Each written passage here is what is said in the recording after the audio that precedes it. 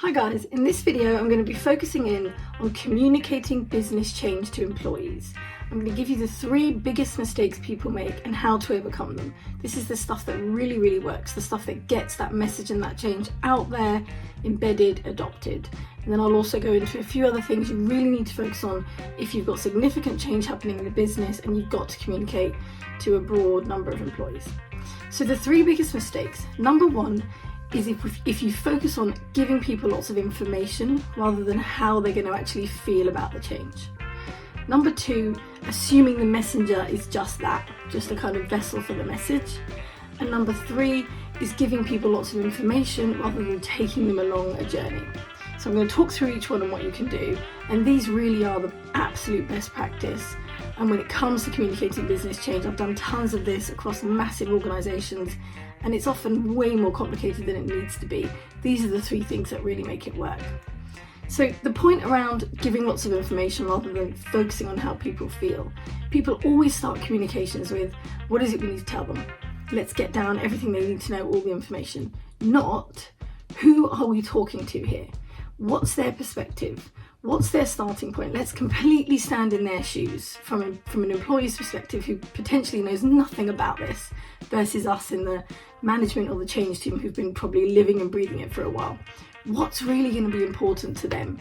You know, that first line of that communication is not going to be, oh, what's all this stuff I need to know? It's going to be, oh God, what's this? You know, what's happening?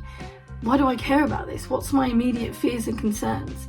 You've got to step right in their shoes and start from the perspective of, who are they? What are their concerns? What are their fears going to be? What will they want to know at this point in time? And how can we immediately engage them on an emotional level so we can start to influence how they're going to feel about it rather than what they know about it? Okay, so really focusing on influencing feelings and emotions and who the individual populations are, not just a big rundown of lots of data that we need to give them and lots of information. Okay, the second point is around the messenger. So this is about really thinking about who the voice is of your message and not just assuming that, you know, because they're a leader, let's say, they're the right person to give the message. Think about the role of that individual in the business. Think about how the change affects them and think about how you can use them not only to give the message, but to do more, to reinforce it, to demonstrate their commitment, to demonstrate their vulnerability, worries about it and what they're going to be doing. And this isn't to say you're going to have one messenger, but whoever the voice is of the message or the voices, think more broadly about that individual, what they represent to the people receiving the message, and really use that to your, you know, to the full extent that you can. And then the third thing is around timing and taking people on the journey. So the 3 stages that you want to think about when you're communicating change are building awareness, building understanding, and then building commitment. So what that means is you're not just giving people lots of information at once and then potentially repeating it lots of times. You're thinking about the journey we tend to go on when we are receiving information and understanding new things, which is first we become aware of it and we just want to kind of start to become aware in our own time, if you like, and get to feel, go in it a bit and feel, okay, how does this make me feel? What's my initial reaction? And you want to kind of allow that to happen. Then you want to move on to building understanding, which is where you start to really bring it to life, you know, explain detail to people, give people examples, do kind of Q&As or workshops or sessions with leaders where they can ask questions. And then you move on to commitment, which is where you really start to show success stories, what's happening now that the change is implemented, getting people to talk about it, their individual stories, their, you know, user journeys through the experience, etc. So awareness, understanding, commitment. Think about that journey, think about what it means for you and the changes that you're implementing. It doesn't mean, you know, if you're in a rush and you've got to tell people things quickly, it doesn't mean you still can't use those 3 stages, you're just going to condense it. It's more about how do you position the messaging so it kind of focuses on those 3 things and doesn't immediately try to give everyone everything they need to know and assume they're going to be committed straight away from that email, or just giving them lots of information and then repeating it loads of times and again assuming.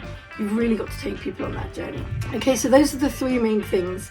So thinking about the individual first and how you want them to feel, thinking about the journey that you want to take people on, and thinking about the messenger and the influence they can really have in using that. The other key things then are channels. So don't just assume one or two channels that are going to work because they're the easiest way to broadcast the message, email, etc. Really have a think about how people engage with particular messages, how you can do something different to grab their attention, and the ways in which you can cut down on content and focus more on the impact of the channel.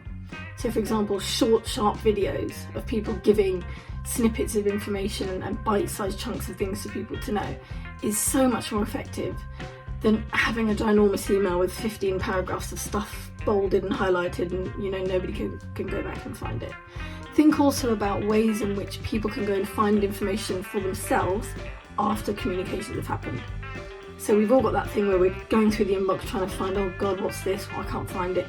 You want one kind of link or mailbox or something that takes people to a place where all the communications, FAQs, whatever information is there, so they can go back and get it in their own time if they just haven't had time, to digest the email properly, watch the video, etc.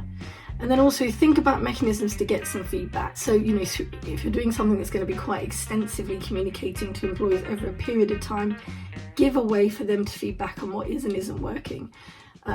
Find a way to track, if you can, any KPIs around what's been looked at, what's been accessed, how many people have gone to, the microsite to download this PDF, which gives them all the information, whatever it is. Find ways to get some feedback on what is or isn't working. Hope this has been really helpful. Please subscribe to my channel. Thanks for watching.